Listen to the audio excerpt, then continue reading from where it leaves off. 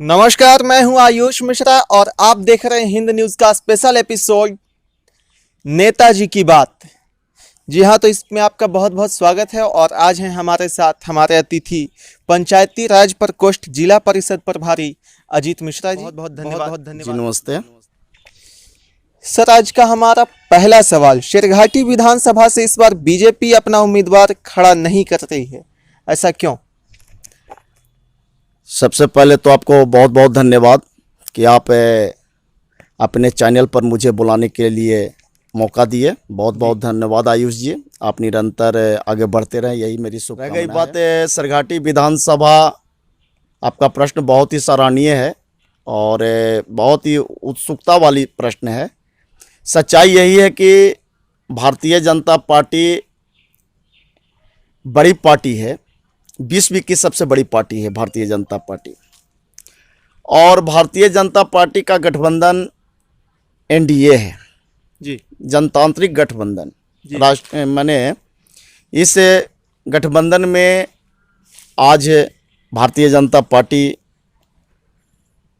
और उस समय 2005 में जदयू, या दोनों का गठबंधन था।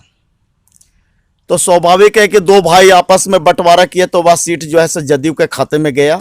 और 2005 नहीं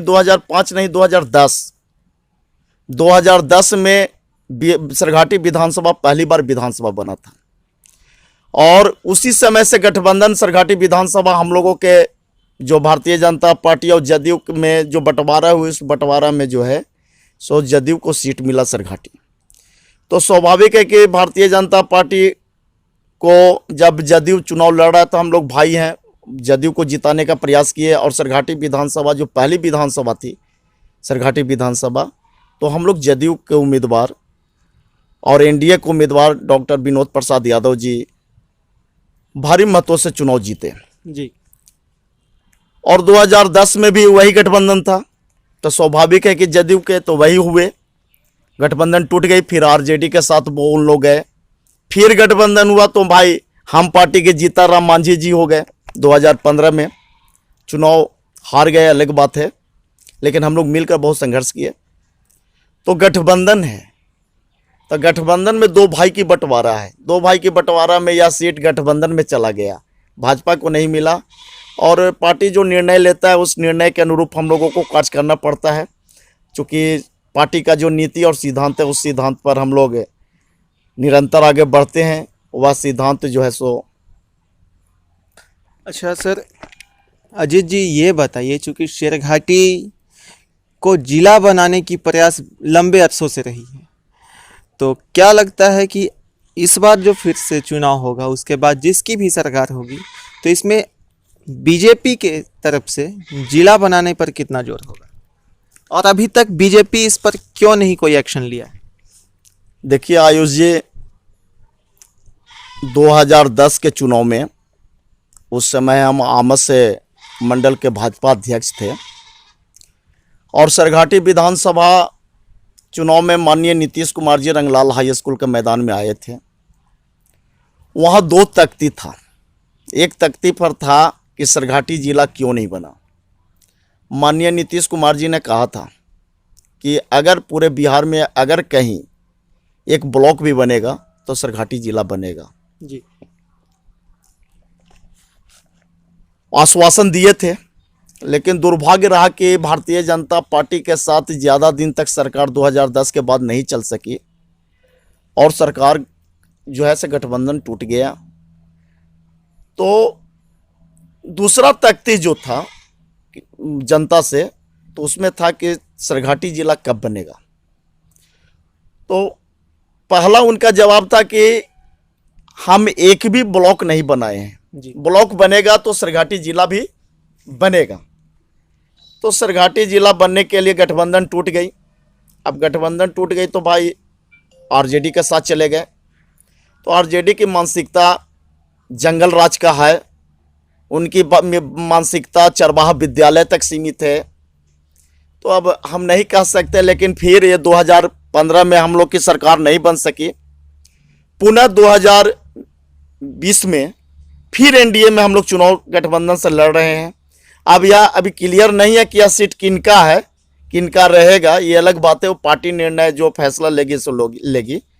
लेकिन हम लोगों का जो मैनिफेस्टो होता है, घोषणा पत्र, जी अपनी अपनी संगठन का अपना अपना एक डॉक्यूमेंट्स होता है, अपनी अपनी एक मुद्दा होता है। आज जदयू का क्या मुद्दा है मैं नहीं जानता, बाद में आएगा तो हम लोग समझ जाएंगे। भारतीय जनता पार्टी का जो मुद्दा बनेगा सरघाटी विधानसभा का जो मैनिफेस्टो जो है, घोषणा पत्र, उस घोषणा पत्र हमारे प्रदेश के अध्यक्ष हैं, बिहार सरकार के लोकप्रिय कृषि मंत्री, पशुपालन मत्स्य मंत्री डॉक्टर प्रेम कुमार जी, तो घोषणा अध्यक्ष वही हैं। अच्छा सर, शेरघाटी विधानसभा में ही चंडी स्थान है, जो कि एक प्राचीन और विख्यात धार्मिक स्थल है, जो कि बहुत ही लंबे अरसे से इस पे स्थानीय लोग कार्यरत हैं, इसे जीर्णोद्धार करने में और इससे और सजो सजावट करने में। तो इस पर अभी तक सरकार की नज़र क्यों नहीं पड़ी? देखिए, आपका प्रश्न बहुत सराहनीय है। चंडी स्थान, आप नाम से ही स्पष्ट होता है कि माँ चंडी का यह स्थान है, और इसी नाम से चंडी स्थान बाजार आज बाजार के नाम से विख्यात है। हमारी भी श्रद्धा है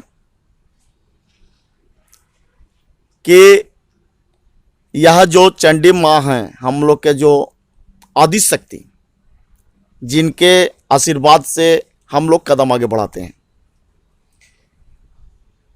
निश्चित रूप से सरघाटी विधानसभा में यह जो चंडी स्थान है, माँ चंडी का जो स्थान है, यह पर्यटक स्थल के रूप में विकसित होना चाहिए। यह हमारा भी डिमांड है, और कई बार हम इस विषय को रख सके थे। जब 2010 में जब 1.5 साल की सरकार चली थी, तो पर्यटन मंत्री उस समय के तत्कालीन सुनील कुमार जी, पिंटू जी जो हैं से हमारे उस समय जो है सो यहाँ मैंने पर्यटन मंत्री थे बिहार के, तो हम लोग भी उनके पास ही विषय रखे थे। लेकिन क्या हुआ कि गठबंधन टूट गई। तो गठबंधन टूट जाने के कारण जो बात हम लोग का आगे बढ़ रहा था, वो कहीं ना कहीं बंद हो गया। तो अब फिर सरकार में है, और पूरा प्रयास रहेगा हमारा, क्योंकि हम लोगों का यहाँ चंडी माता चंडी के रूप में हम लोग निरंतर पूजा पाठ कर रहे हैं इस जगह पर। अच्छा अजीत जी, प्रधानमंत्री विकास योजना के तहत आमस प्रखंड में खासकर क्या क्या कार्य हुआ है? देखिए, मैं माननीय प्रधानमंत्री श्री नरेंद्र मोदी जी को बहुत बहुत धन्यवाद देते हैं कि उन्होंने गांव को समझा। उनके द्वारा गांव में रहने वाले परिवारों के साथ उनका खड़ा होना, उनके दुख में उनकी सहभागिता होना बहुत ही सराहनीय है। कभी ऐसा मौका नहीं मिला था। ऐसे तो महात्मा गांधी जी का सोच था स्वराज की स्थापना जी। लेकिन मैं मानूं कि सचमुच में अगर ग्राम स्वराज की स्थापना किसी ने किया तो नरेंद्र मोदी जी के द्वारा किया गया। इसलिए कि हमारे घर की माँ बहन खाना बनाने के लिए अगर बारिश के महीना में गोबर गोईठा से खाना बनता था, भीग जाने के बाद माँ की आंखों से आंसू झलकता हो और अपने बच्चा को, परिवार को भोजन कराती थी। माने दर्द सहने की एक जो सबसे ऊपर जो होता है, माने सबसे बड़ा जो कष्ट होता है, वो कष्ट को सह करके भी अपने परिवार को भोजन कराने का काम हमारे घर के माँ बहन करती थी। सबसे पहले माननीय मोदी जी ने उज्ज्वला योजना, अब हर घर में गैस की व्यवस्था है। आयुष्मान, मैंने और कहना चाहते हैं कि एक गरीब परिवार पैसा के अभाव में इलाज नहीं करा पाता था। किसी की हार्ट की बीमारी हो जाए, कैंसर की इलाज बीमारी हो जाए। जी, बहुत बहुत धन्यवाद। बहुत बहुत धन्यवाद आपको। आप निरंतर आगे बढ़िए। नमस्ते।